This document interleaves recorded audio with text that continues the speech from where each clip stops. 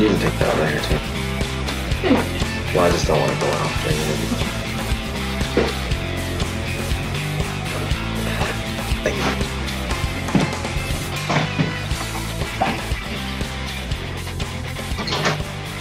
Hey everybody, welcome to the show.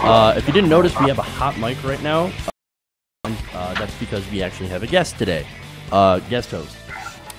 It is Dustin Peyer. Is running for Heitkamp seat in North Dakota. Hey there, Dustin. Welcome to the show. Hey, how's it going? Not bad, not bad. Doing pretty good, actually.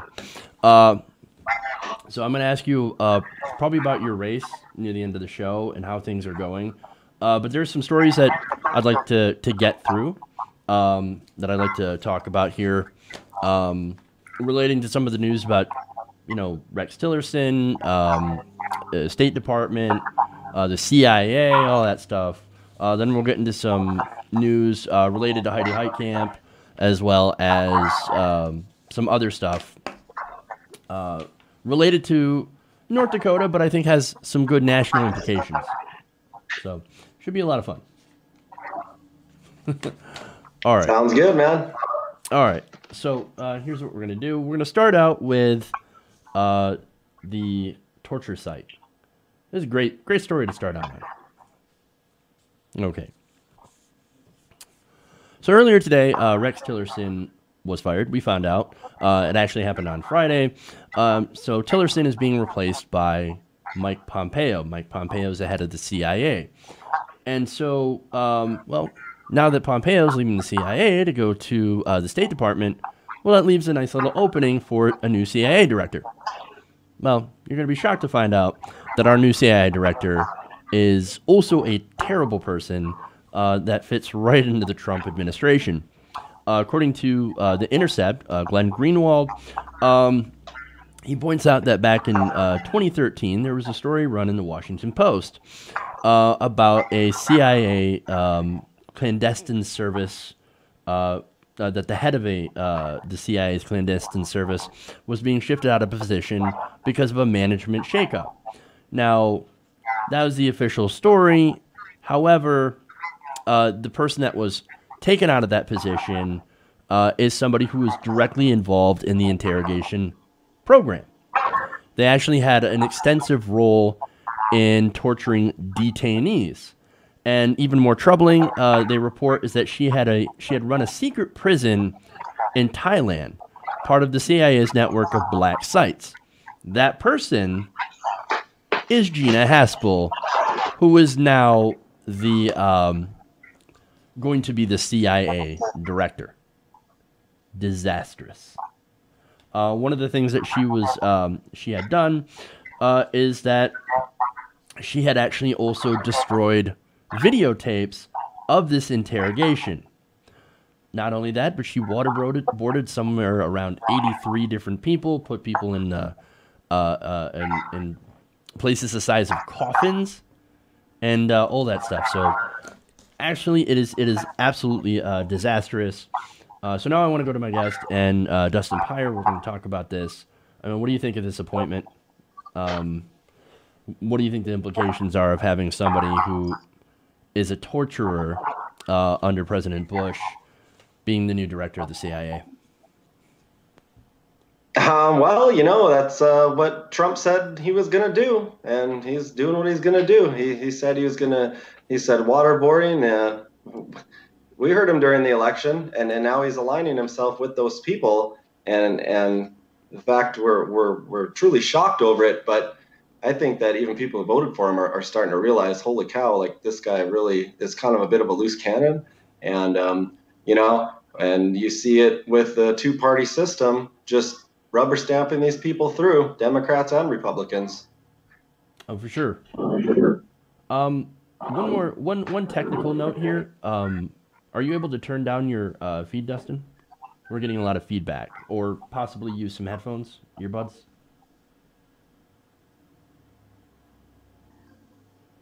Okay, did that help? No, I'm still getting that feedback in the end, on your end, so. Okay, sorry. Yeah, I don't have Hmm. I just got my laptop, I guess. Here's what would work. Um, you can when you're not talking, mute. That should Okay, eliminate the I feedback. And then when gotcha. you want to I say see what you're saying. something, just go ahead and unmute. It's live YouTube, folks. All right.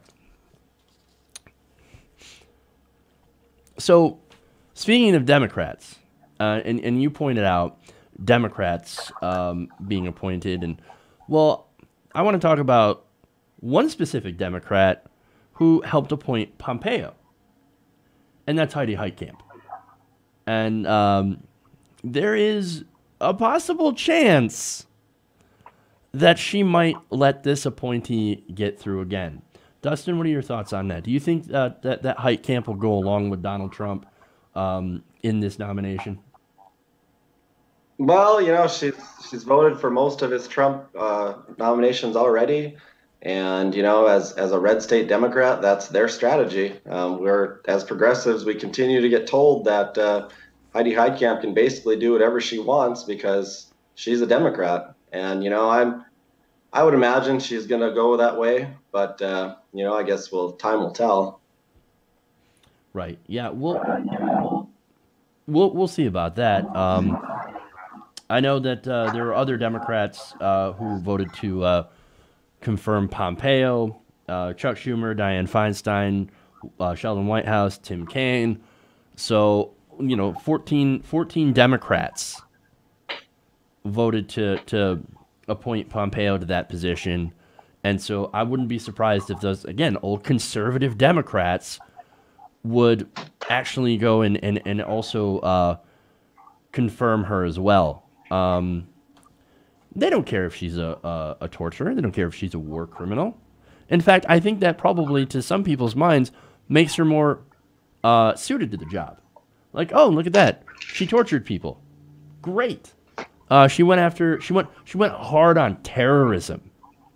Well, if you go strong on terrorism, because that's unfortunately, one of the new positions in the Democratic Party is, well, let's go really, really strong on terrorism.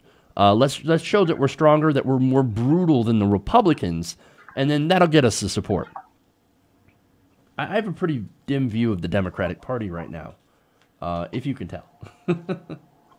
Yeah, well, a lot of us are getting pretty worried, but at the same time, really what they're doing is they're feeding in the progressive movement. Jeff, we're about to have 100% full midterm convention in North Dakota, and that's unheard of in this state.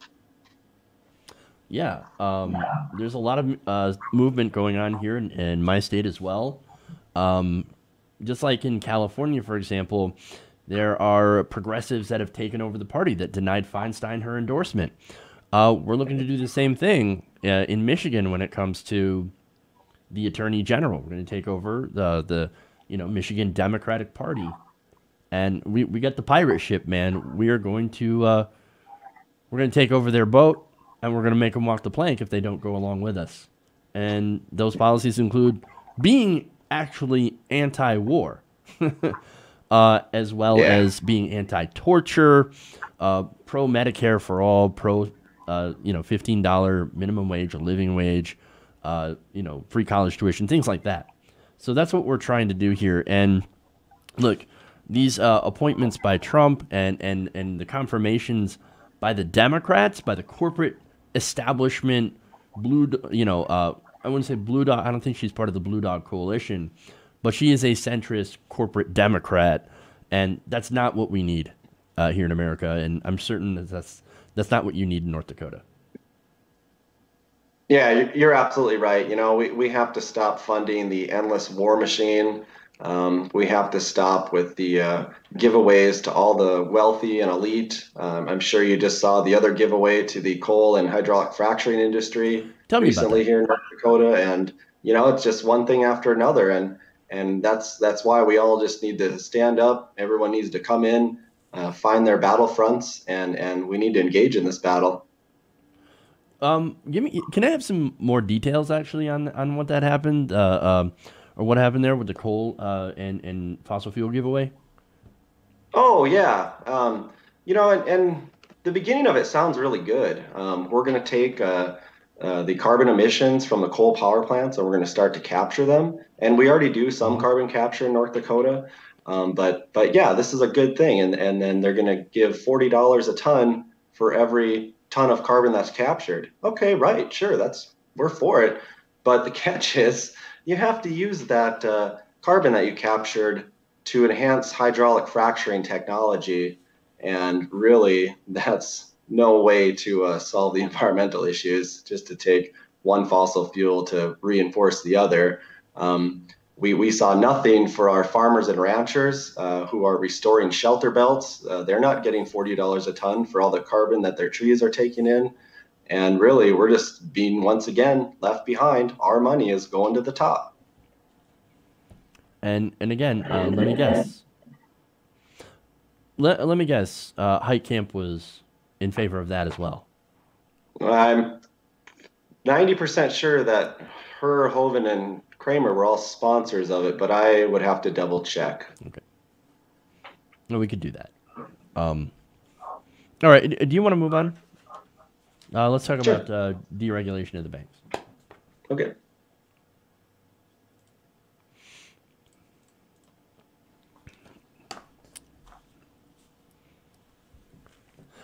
So recently, Republicans were joined by more than a dozen Democrats to get together in a great bipartisan effort to help rich people, to help deregulate the banks. Now, the bill would loosen regulations on banks worth about $50 billion to $250 billion worth of assets. Now, the specifics is that those institutions would not have to pass what would be what is called a stress test to make sure that they would be strong enough to survive any sort of financial disaster like we had in 2008. It's a response to the 2008 financial crisis. Well, this bill, of course, like I said, would eliminate those stress tests and make it even more likely for these banks, these financial institutions, to crash. So it's a bad idea. Now, Heidi Heitkamp, she's a senator from North Dakota, and she co-sponsored this piece of legislation.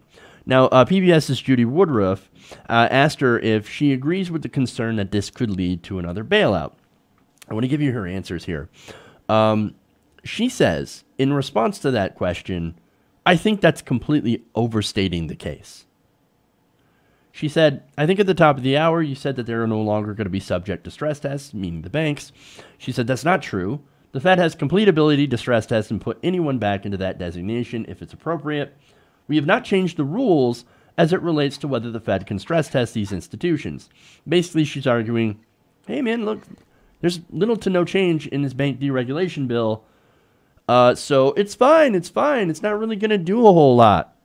Well, my question to that is why then did all the lobbyists go and lobby so hard for this bank deregulation bill?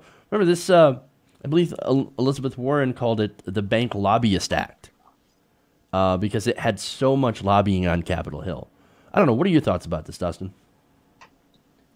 You know, as the senator from North Dakota, and this includes Hoven and Kramer, and what I really don't understand about this whole and I'm for regulating banks, but in North Dakota we have the one and only public bank. The Bank of North Dakota is owned by the people, was created by the Nonpartisan League almost 100 years ago, and that's how they fought corporations. You know why? How is it that these North Dakota representatives are not looking to the model that's been basically holding this state up for almost a century and bringing those ideas to Washington? I mean, I'm for regulating banks, but like you just said, it's the Bank Lobbyist Act. There's so many lobbyists and lawyers and everything. We need to go to a public banking system. Ben Franklin ran the Bank of Pennsylvania, and other states recently in the last 10 years have been pushing legislation to try and create their own state banks. And I think that's more of a better path on that. And Heidi Heitkamp's one of the top bank donors. So, I mean, it really Yep. doesn't surprise me. So, Yeah. yeah. So Okay, hold on here. um, you good? Okay. So let me tell you. You said you asked, I guess, or you pointed to why she would do this, right? Why she didn't go for a state banking system. And let me point it out. TYT Investigates reporter Alex Koch she looked into he looked into Heitkamp's investments and found that, guess what? She's got a lot of investment in some of the banks that are going to benefit greatly from this piece of banking legislation. In fact, one of the bill's architects, Heitkamp, and her husband have nearly $1 million invested in two of the biggest winners, J.P. Morgan Chase and Berkshire Hathaway. That's Warren Buffett's hedge fund. And this is according to a 2016 financial disclosure document.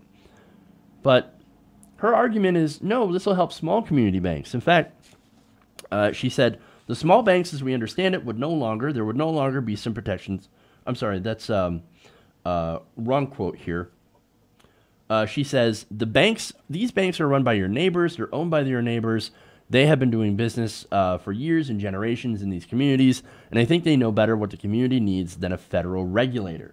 So she's saying, no, look at me, I'm looking out for the small banks, the community banks. But some of these largest banks, J.P. Morgan, she has investments in, they're under $250 billion in assets. They're not exactly a small bank.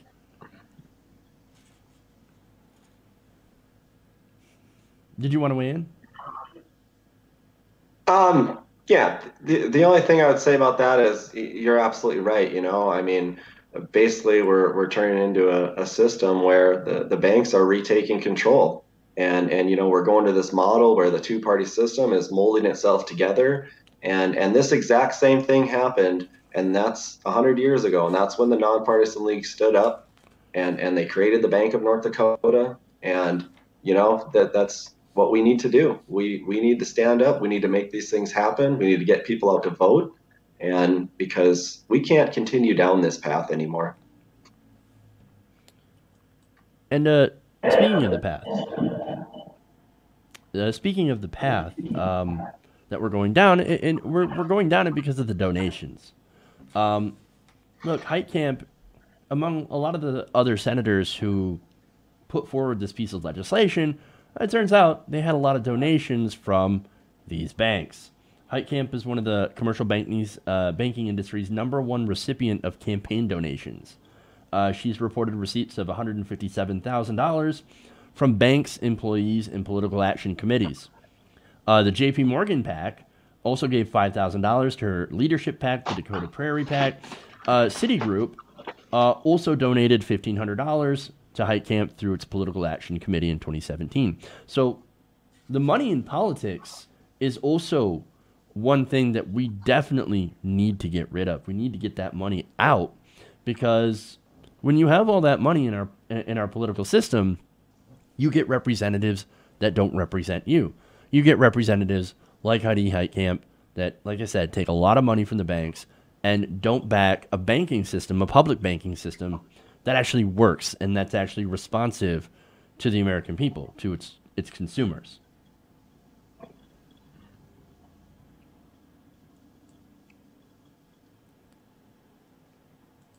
Okay, I figured you might want to weigh in. Oh, sorry. Yeah. As a Wolfpack member last year, myself and many others went to the state legislature and we lobbied for campaign finance reform that was shot down along party lines. I'm proud to say that all the state Democrats voted for campaign finance reform, but with all this money coming in, that's exactly it. I mean, you look at what happened in South Dakota with their ballot measure, where they tried to make public campaign finance, and it passed the voters, and then the legislators just overrode them and shut the whole thing down. I mean, it's just remarkable that these people, like you say, they just do not represent us. And absolutely, that's why we need to get the money out of politics. Yes. Okay. Let's move on. More North Dakota related news.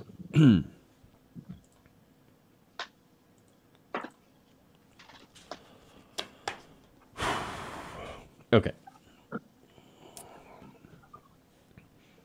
So now back during the water protector protest of the hold on. Let me start that again. Now, back during when water protectors were protesting the Dakota Access Pipeline, there was a security firm called Tiger Swan. Now, they were essentially nothing more than hired mercenaries that would go in, that would put in agitators, that would infiltrate the protests, and basically find a way to try to shut it down. Now, that one of those, like I said, companies that's a mercenary company is Tiger Swan, as I said. And they are now getting into something different.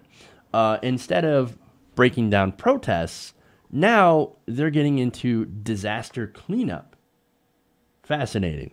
Now, The Intercept reports that Tiger Swan, the security company best known for its efforts to suppress indigenous-led resistance to the Dakota Access Pipeline, is stepping up to pursue profits in areas hit by, get this is the irony here, climate change-driven natural disasters. So they went and they protected the oil companies and the pipeline companies. And now they're going, well, hey, look, we get to make a profit now after the fact, after this oil gets burned and releases carbon into the atmosphere and actually exacerbates climate change. Well, now we get to go in and we get to make money off of that. That's insanity. Now, before I get to you, Dustin, there are 3 blog posts that are published on Tiger Swan's website. Now, they were published back in February, and they describe the firm's response and efforts in the aftermath of Hurricane Harvey and Hurricane Maria in Puerto Rico and Hurricane Matthew in North Carolina in 2016. Now, Tiger Swan, according to the Post, assisted National Guard members in Houston and emergency managers in North Carolina by providing them with access to something called its Guardian Angel system, which would monitor the movement of individuals and sensitive shipments. Now, look, reading into this article, and there'll be a link in the description of this video, it doesn't exactly work as advertised. But yet, of course, we are paying exorbitant sums of money to this essentially private mercenary group for access to this technology that they've developed. Now, look, I mentioned that they were in at Standing Rock, right? Now, they used militaristic tactics. They used, I'm pretty sure they used Guardian Angel as well, but they sent infiltrators into resistance camps, conducted surveillance, engaged in propaganda efforts. They coordinated with law enforcement. They did all that stuff. And now, of course, the government is continuously going back to them and hiring them for disaster relief. And that, I think, is disastrous in itself. Dustin, what do you think? Yeah, with companies like that, North Dakota has a proud history of law and order. And the ironic thing about that is right now, actually, Tiger Swan has a pending trial in North Dakota because they are operating without a permit to legally work in the state. Businesses like that should not be allowed to operate not only in North Dakota, but in our country. We live in this time where everyone believes in law and order, and then we allow these things to just happen right in front of our face. A company like that has no respect for mankind or the planet, and like you said, is helping projects that exacerbate climate change, that make my job as a wildland firefighter extremely difficult. And then they turn around and they capitalize off of that by claiming that they're helping people in these disasters. I mean, it's disgusting. It's not good. And they're doing this, and they're doing this all with public money. And that's probably the worst thing. Now, there are some other disasters that they are also getting into, and that's Puerto Rico. right now, Puerto Rico, there's still a lot of work that needs to get done. See, people tend to forget about the damage from the hurricanes that happened in these different places. The news cycle has moved on. Most people have seemingly forgotten. There's some great reporters out there that are actually still doing great work. Namiki Constance has been in Puerto Rico as of late. I believe maybe even John Adirola was also there recently. And look, here comes Tiger Swan. Now, to try to make some money off of it. Now, I have a quote here from William Ramirez, director of the American Civil Liberties Union of Puerto Rico. Now, he says of this, quote, Puerto Rico is ripe for a corporation like Tiger Swan.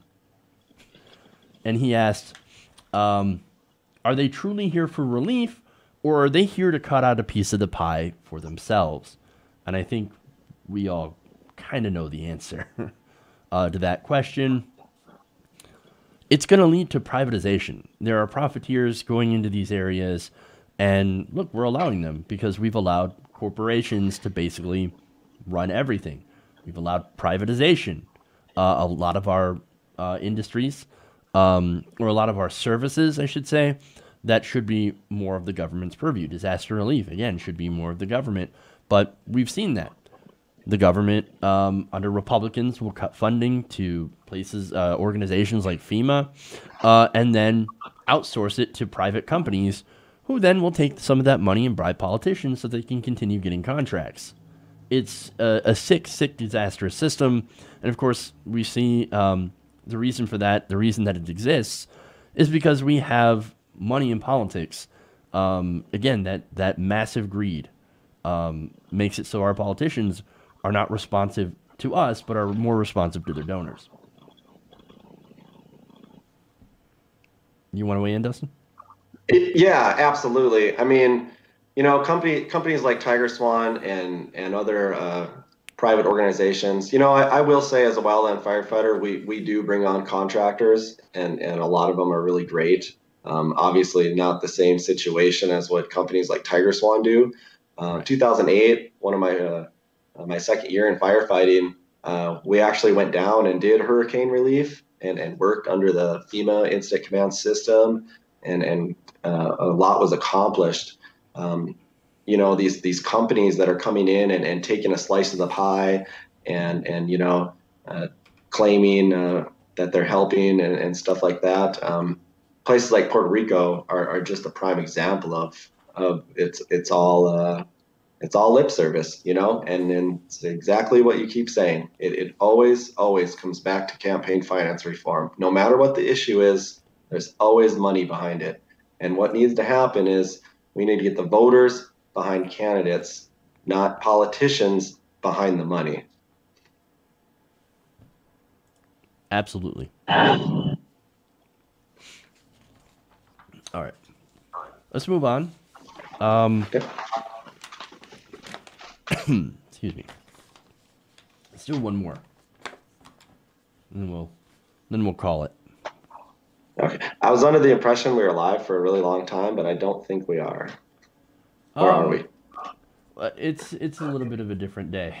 Okay. Normally, I've already put out a couple of videos today, earlier, about some of the Rex tillers and stuff. So, hey, check that out. Okay. If you haven't already. Absolutely. They're great. Okay. So let's get into medical marijuana. Ooh. All right. I'm ready. Okay. So North Dakota is on the cusp of really being progressive on some marijuana laws. Now, recently, they voted in medical marijuana.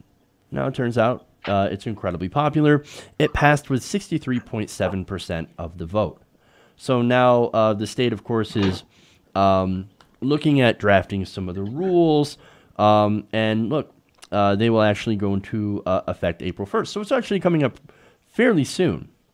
Now, the measure calls for legalizing marijuana to treat some medical conditions, such as cancer, AIDS, and hepatitis C.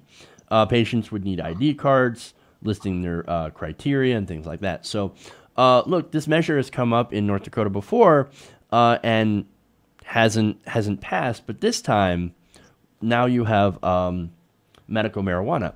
But now they want to go further. Oh no, no.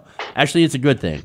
North Dakota now has the medical marijuana legalization and automatic expungement initiative.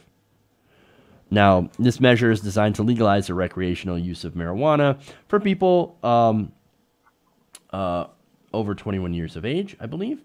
The measure would also create penalties for the possession or distribution to or by individuals under 21 years. That's reasonable. And the measure would also create an automatic expungement process for individuals with convictions for a controlled substance that has been legalized and eliminate the state of North Dakota's immunity from damages resulting from these expungement lawsuits. So, look, man, you're moving forward on this issue. How feasible is this? Well, we have to first mention some quick history about marijuana as a whole. In 2007, the legislators finally approved hemp. That took almost a decade to get going. 2015, some great Democratic legislators wrote up a medical marijuana bill that was denied by the supermajority. And then some very, very dedicated people who badly need this medicine got together and pushed the measure forward. They did it with very little money, and it passed, like you said, with overwhelmingly support. And you actually cannot find a county, a district, you can't draw any lines in North Dakota to find a spot where it did not pass. And now what's happened is the legislators delayed the measure, all of them except one, Pamela Anderson. You can look her up. She's a saint. And then they debated and basically took half of what we had and then debated some more and then got it back to about 80%. But what they did was the original measure said up to $100,000 for a permit to grow, up to $80,000 to grow. And the excuse from the two-party system is, well, there's this big implementation problem. Well, what they did was they said, no, it is 100,000. It is 80,000. And it's 5,000 to grow, or excuse me, 5,000 to apply for the permit for each one. And then these free market Republicans that run this state say we're only going to have 2 grow houses and 8 dispensaries. And I was in the rules approval hearing yesterday and in December when they first proposed these rules. The one dude was sleeping the entire time. That got a little annoying. And then the other guy, he's like, he didn't even have the measure or the bill in front of him. And so the whole time he was just confused and asking these confusing questions. And then you had great Democrats like Joan Heckman who are talking about rural jurisdiction and asking the health department about that. You had Mary Scheider who is talking about, is this going to be enough? And they're only allowing 1,000 plants. They took away self-grow. They've delayed this to the fact where people are running out of time, like my family members. And they say sometime between October and December, medical marijuana will be ready for the patients. I find that really hard to believe when it's not even legal to grow yet. And the permit process will be available April 9th. Well, then they got to approve these permits. Then these people have to come up with $200,000. And then they have to get a building. Then they have to get all the equipment. And then they have to start growing. I find it very, very hard to believe that we're going to have medical marijuana this year. And I am a proud sponsor of full legal marijuana, like what you described earlier. And that is the route that I'm going, and many others. And that measure has a wave of support behind it from all sorts of people, and it's just tremendous, and it's amazing what's happening behind that measure. So that so that 200,000 figure, so that's got me a little bit worried, right? Because that's a lot of money. Now, who has that money? It's not regular people who want to grow it for their own health. No, this is for No. corporations. This is for big investors and big business. Now, look, there's a it's a good thing and it's a bad thing. So we got like a double sided or a double edged sword, right? So on the one hand, like okay, you get corporations in the mix, and now they're doing marijuana, and suddenly there goes your support, right? Your support is going towards marijuana because now there's money involved, and now there's corporate sponsored, and the corporations, once they get their hands on something and they can make a profit from it, well, there we go. But on the other hand, you're shutting out private growers with laws like this to make sure that private people still end up getting punished or they can't grow what they need to grow or what they want to grow, that they have to go to a corporation in order to get it. So there's your downside. So there's again two sides to this, and I'm seeing the downside happen as you explained it. It does not sound good. And the other thing too is, every 2 years they have to pay this. So in Wow. 10 years, in 5 bienniums, this business will have to pay $1 million in fees alone just to operate. That is zero business expenses. And then for the patients, they have to pay their fees. And Hmm. I don't believe this is going to be covered by any insurance because it's still Schedule One because over 30 states have medical marijuana, and many of them are going recreational. But the federal government, they'll never help out. They just confirm people like Jeff Sessions, and really, it's like you say. Merrill Pepcorn had a good speech on the floor during this debate, and he said it's not the state's responsibility to make it as expensive as possible. And he estimated it would cost patients up to $12,000 a Wow. year with no insurance benefits because it's still Schedule One. And then you have the banking system. Even if a guy like me could get $1 million loan, you can't get a loan because once again, it's federally illegal. So none of these banks will mess with it. And really, if we really want to change the banking system, we really need to take marijuana away from a cash system and then let banks and credit unions and such start operating with these people.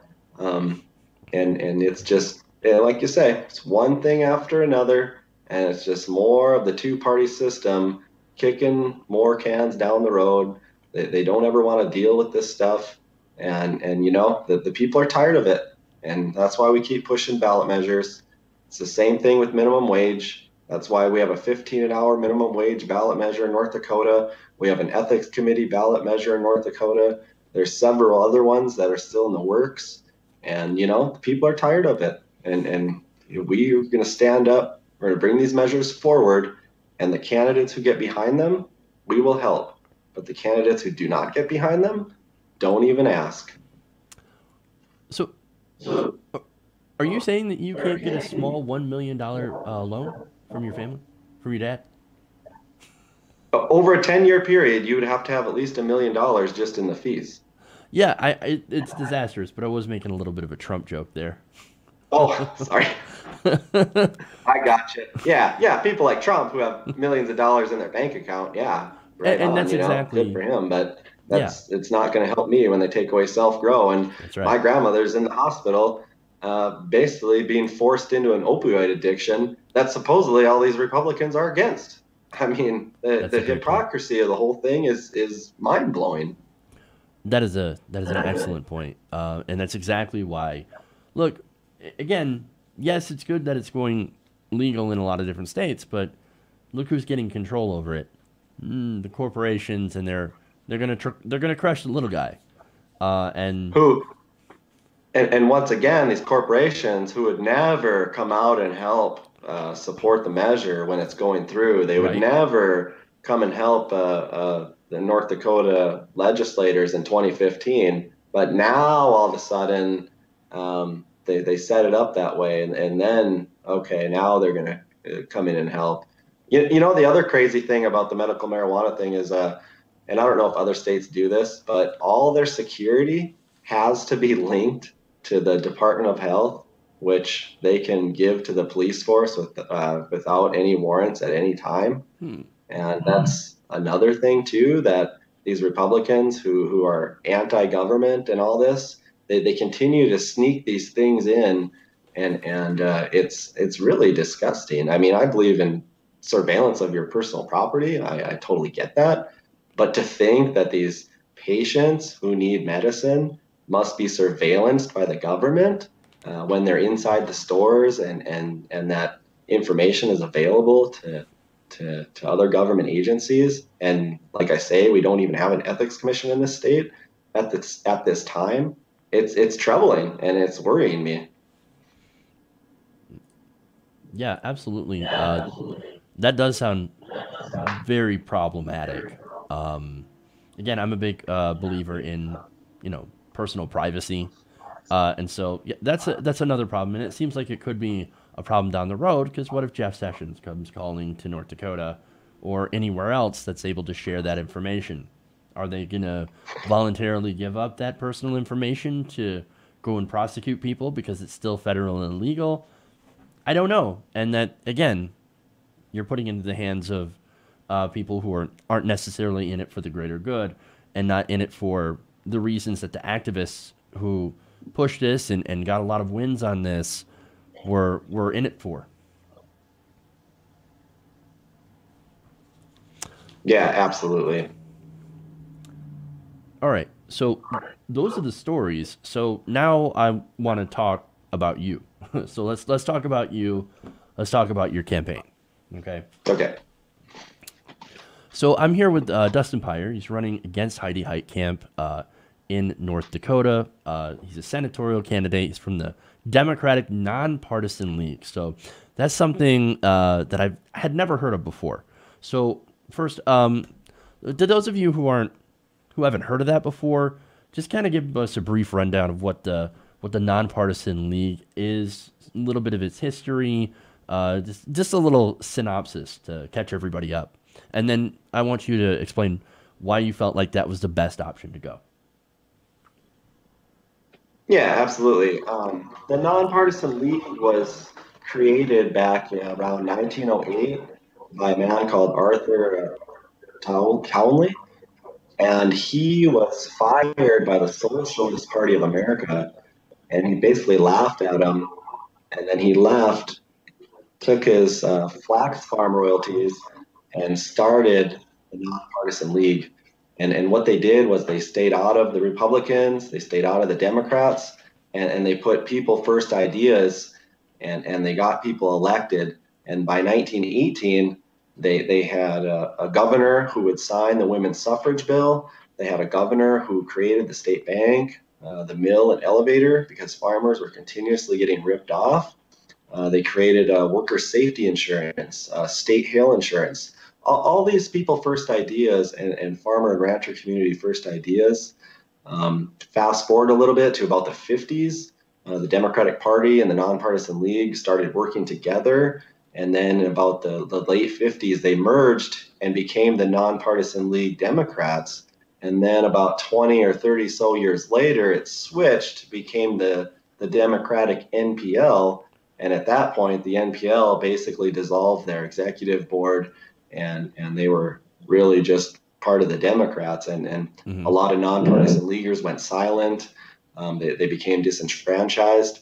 And then what happened was this great guy, you might have heard of him, Mr. Bernie Sanders, came to North Dakota and took the state by storm. Over 60% of the presidential caucus. He had an amazing turnout in Bismarck when he came and spoke to the people, and all these people started coming back, and new first timers and old timers, and we came together and we learned about the Nonpartisan League. I didn't know what it was, and we learned about it, and now. April 9th of last year, we had the Democratic Party North Dakota state reorganization, where a group of folks met and said, we're bringing back the Nonpartisan League. Since then, it's been an incredible journey. And on Friday morning, we're going to make a proposal to the Democratic Party to allow the nonpartisan league to restart, to reoperate within, to push people first ballot measures and ideas, and try to grow this party. There's without, it's not without its backlash, of course, but that's the short, very, very, very short history of the NPL, and some recent history. And I feel like I'm a nonpartisan leaguer because, I am not a loyalist to any political affiliation. I vote across party lines. I vote all over. And really, we just need people who are going to represent us. Like I say, people who are going to support these people first measures we're bringing forward, and things like that. So, I mean, that's how I feel I fit in with the nonpartisan league. Okay, so Heitkamp is the Democrat, obviously in the race. I know sometimes it's hard to see her apart from the Republicans because she votes with the Republicans so often. She not helps confirm Trump appointees at a very large percent of the time. She's one of the corporate establishment Democrats, and actually she's one of the more conservative Democrats that we have.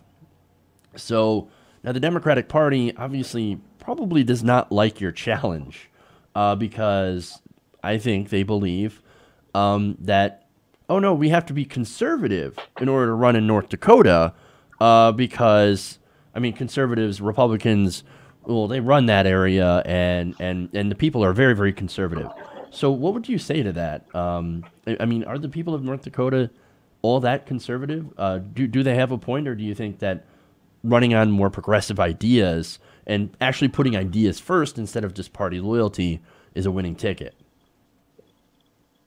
Yeah, absolutely. There's party loyalty, and I'm a district chair for the state party, and I'm proud of that.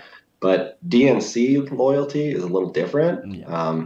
Yeah, I'm not that person, but you know, with Heidi Heitkamp, you're right. I mean, there is a Republican convention in North Dakota, and if you want to support judges who are against immigration, and you want to support EPA leaders who don't believe in climate change, there's a convention for that. And the Democratic Party, and they get behind this corporate backing, and they believe that in red states like North Dakota, that we have to take conservative issues to get people to vote for us. Well, what I would say is 40% of the state doesn't vote at all. Why are we focusing on um, conservative voters and people who supported Trump? A lot of them may not change their mind. Why don't we figure out why these 40% who could overrule both parties in a heartbeat, why don't we talk to them and find out why they don't vote? Um, I think that's the biggest issue. And I think that the other best part about North Dakota is we have no voter registration. We're the only state, no voter registration. And the people here are so proud of that. They love it. And we pass things like medical marijuana. We pass things like creating the creation of the legacy fund. We pass things that say we don't want our income taxes reduced. And every single time, either the Republican supermajority or the two-party system gets together, and they don't listen to what the measures that we're passing, and it's just incredible. And I think that I've talked to a lot of people in the oil field. I was a frack water recycler myself. I've worked in the oil field. We all have the training. We all know it's dangerous. We all know it's not the best thing for the environment. And it really comes more down to jobs, like that same person who's working on a derrick or a rig site, he has no issues with climbing a wind tower either, because he just wants to go to work. People just want to work, and that's why they come to North Dakota, because we have a great ag economy and all these other things.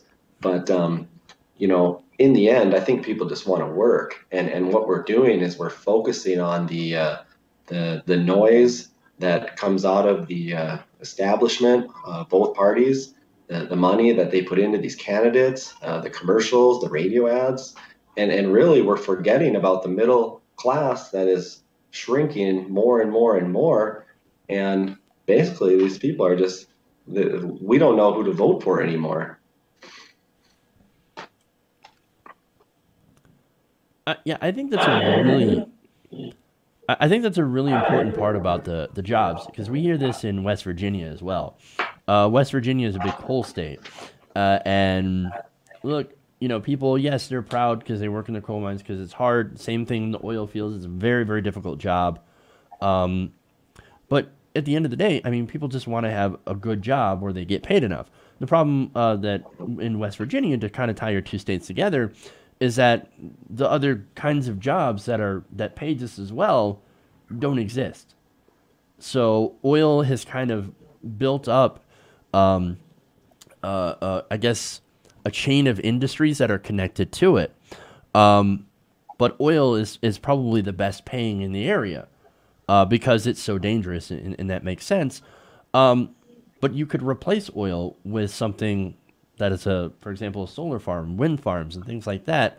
And not only are those jobs, you could make them pay just as well, but there would also be less dangerous, and also would be better for the environment, and wouldn't pollute waterways and rivers, streams, etc., pollute the land, or put all that carbon into the atmosphere and exacerbate climate change.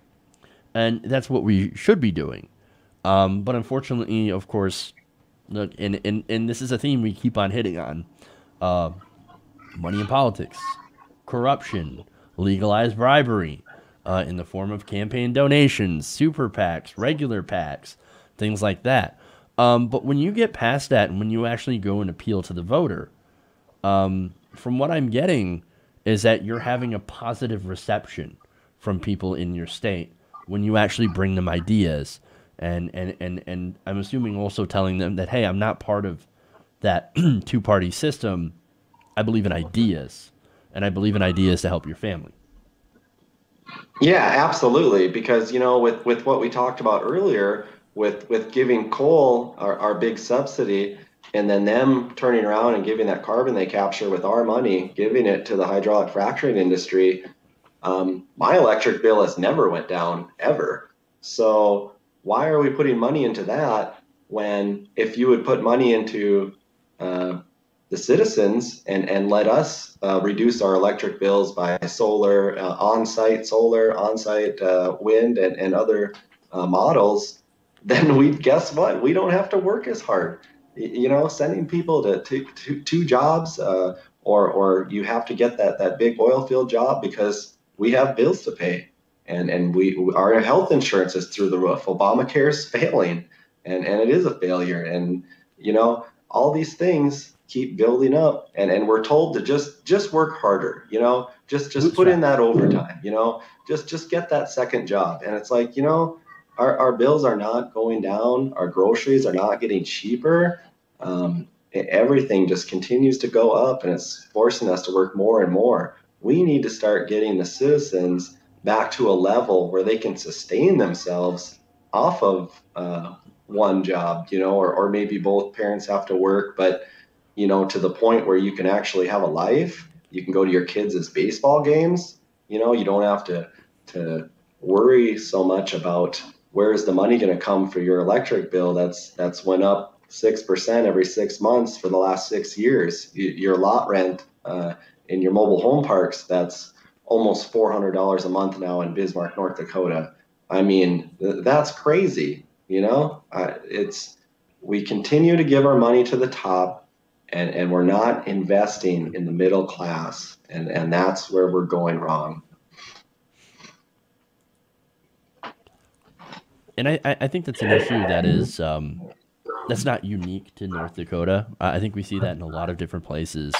Um, but I want to ask you if if there's an issue, a specific issue that you hear a lot about on the campaign trail from your fellow North Dakotans.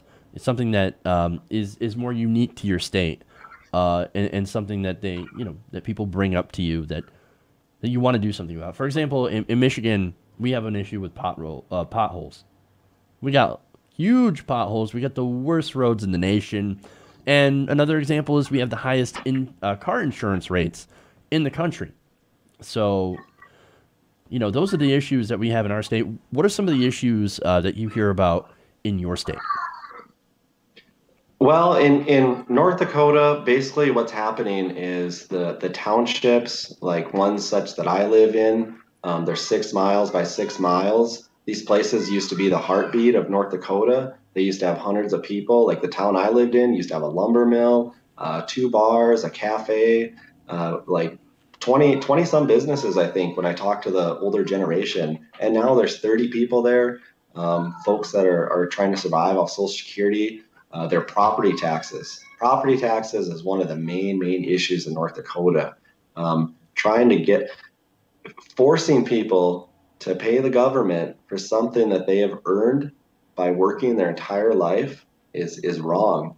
And property taxes in this state have gone through the roof. And what they did was the state legislators kept giving all these giveaways. They lowered corporate taxes in North Dakota. They lowered income taxes in North Dakota for the top. And then these counties and townships really got the hammer.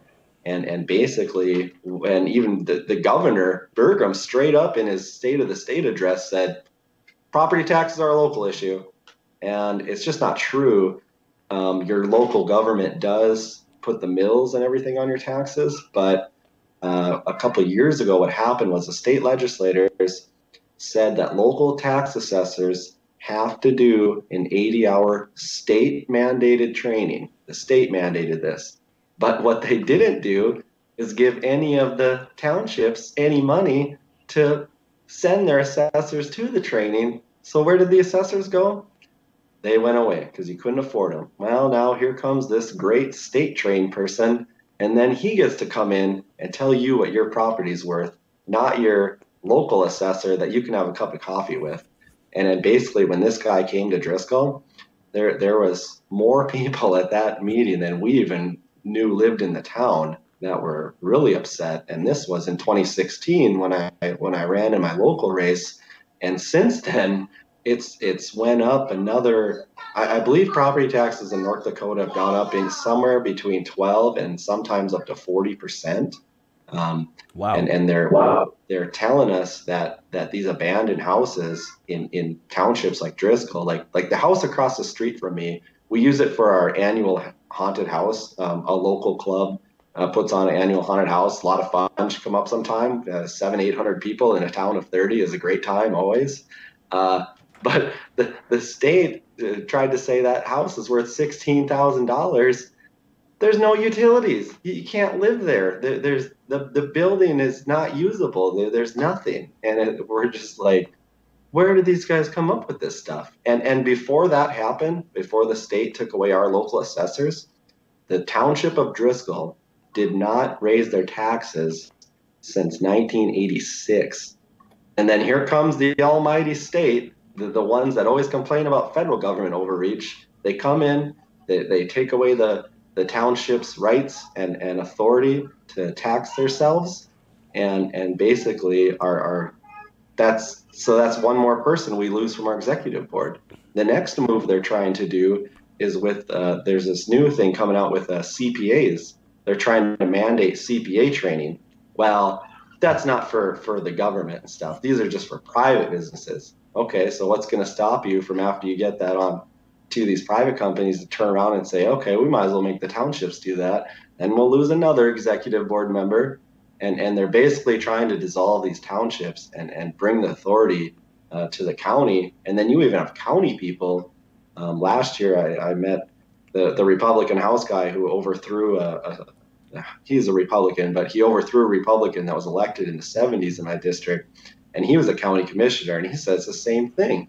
I had high hopes for him and lost some faith during the session. But I mean, it's just the local governments in North Dakota are getting throttled over and over and over by people who continually tell us that it's the federal government or it's this person. And when I go to the Capitol, it's clear as day what's going on. And that's why I'm here, I mean, it's time for change, and it's going to take radical change for people to come together, people to come out of the woodworks, people that have never marched before, people have never voted, people have never sent a letter to the editor, emailed their legislators. It's going to take all of that. It's going to take a massive, massive force, and really, we are seeing it's not as strong in the midterm as it was last presidential cycle, but we are creating outlets in North Dakota for people to come in, and maybe it doesn't happen this time, but in 2020 we're actually going to have a structure that did not exist in 2016 because of people, Bernie delegates that stuck around, that beat their head against the wall when they're talking to the establishment, and they just let it in one ear and out the other, and they keep working, because it's difficult. It's very difficult to stand up to people who've been in power for so long, and have this ideology that is really just leaving the middle class behind. They're so worried that, well, this Democrat, Heidi Heitkamp, well, she's better than Kramer, and that's good enough. And there's a lot of people that are starting to say, no, it's not. We need a real change. We need alternatives, and we need people to stand up. I've got one more question. So I've got one more question for you, Dustin, and that's about. Yep. I mean, there's a look. North Dakota, as I said, that was a, and I should have asked this earlier, but no DAPL, right? So you've got a large Native American population in that area. Am I correct in assuming? Okay. So Yeah, it's pretty large. I want to ask you about how you're going to help them as well, because look, you know, the water protectors, there are people that have been on this land, some of their sacred sites, and things like that are getting overrun, like by these companies, by these pipeline companies. So, what do you plan to help them? How do you plan to help them, I should say? And how has the government failed in helping them? Well, there isn't enough time in the rest of my life to talk about how badly our indigenous communities have been repeatedly uh, not represented at any level of government outside of their own tribal council. Um, I don't really believe that it's that as a non-indigenous person that I can really speak for folks. Fair enough. What we as a campaign have come up with is modeled after what was brought forward this year in North Dakota. What Right now in North Dakota we have a tribal relations committee where tribal chairmen or their appointees can sit in the committee. They can give input in the committee, but they cannot vote in the committee. So what Hmm. Gretchen Dovrovich was trying to do was say that, okay, these representatives need a vote in the committee at least. That's the least. I mean, we have to give a starting point. We have to create the table and open it up for Indigenous to come into, because there's just never uh, been a place in Washington, in North Dakota. One of the most appalling things happened this last year was Al Carlson, the leader of the House leader of the Republicans, for the first time in the history of the state, canceled the tribal relations meeting that has happened since this state created. Every legislative biennium, all the tribes come in. They do a prayer ceremony at the Capitol for everyone, and this is all the tribes. And basically, Al Carlson canceled that meeting. I'm proud that Marvin Nelson sits on that committee. He was a Democratic governor candidate last year. He voted to allow the meeting, one of the three that did, and the Republican supermajority once again just basically closed their doors to the Indigenous community. Now, what my plan calls for is saying that we need statewide redistricting. Hmm. We need to give uh, reservations like Standing Rock, Fort Berthold, Siston, uh, Turtle Mountain. and Spirit Lake. We need to give these places their own legislative districts within the state so they can elect their own 2 senators and their own House rep for our state legislative body. And then we need to take that idea and expand it to the entire country and states like North Dakota, where all the indigenous communities would come together and elect 2 U.S. senators for Washington. They would elect 1 House member for Washington, and then South Dakota, they would do the same. New Mexico, Nebraska, all the states with indigenous communities. We have to give these folks representation. We have to have them in our government because folks like me that are non-indigenous. I mean, I worked for 3 affiliated tribes as with the fire management program for 5 years, and the things that I saw, it was incredible. And to think about folks who have dealt with this for generations, with little or no relief from non-indigenous communities. I mean, we have to bring these folks in. We have to listen to them. We have to take their ideas serious, and we cannot continue to allow what's happened in the past. It's still going on today, and basically we have to give these folks a voice, and we have to bring them in, and that's my plan. That's what we could come up with is because I could tell you all day long that I'm an indigenous supporter, which I am, and I'm going to do this and I'm going to do that, but really if we don't have indigenous communities leading and saying and letting us know how we can make this world work better together, it's not going to come from the non-indigenous community. It never has, and that's just a sad history, back to my grandfather helped build the Garrison Dam, and what that did was flood 3 affiliated tribes. They were forced to sell their land, and now you look at where I'm at today and inject it into politics, and I think about that, and it's like it goes back to what we said. People just want to work. My grandpa just wanted to work. He wasn't against the indigenous community, but that's what happened when the 2-party system came together on flood control. Was we're gonna drown the native communities, and then we're gonna put people to work and spread propaganda. I mean, people want to work, and we have to get real indigenous representation, because people like John Hoban, who sit on the Tribal Relations Committee, that's not representation. I mean, and that's really all I can say about it, because like I say, I'm not part of the indigenous community, but I stand as a proud ally to try and do anything in my power to help these communities out.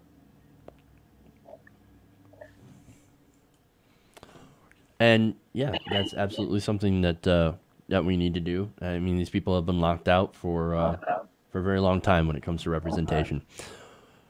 All right, hey, that's all the questions about policy and things like that. One more question here: how do people find you and help your campaign? Well, you can look us up on Facebook. We got Dustin Peyer, United States Senate, PeyerForSenate.org.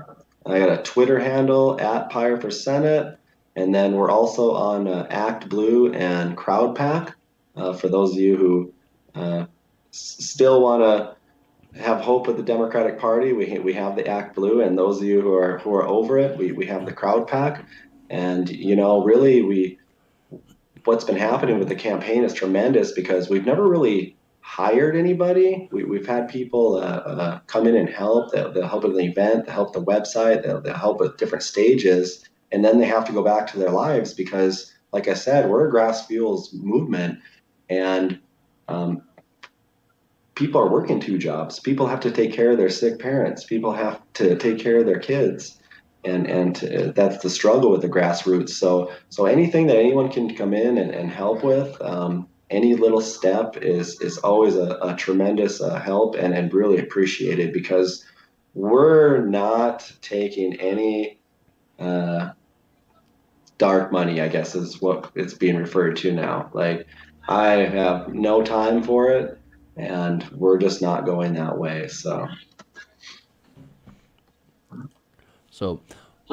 we'll have the links to we'll have the links to all that stuff to help out Dustin in the description of this video. All right, that's it. Thank you, Dustin, for joining me on today's show.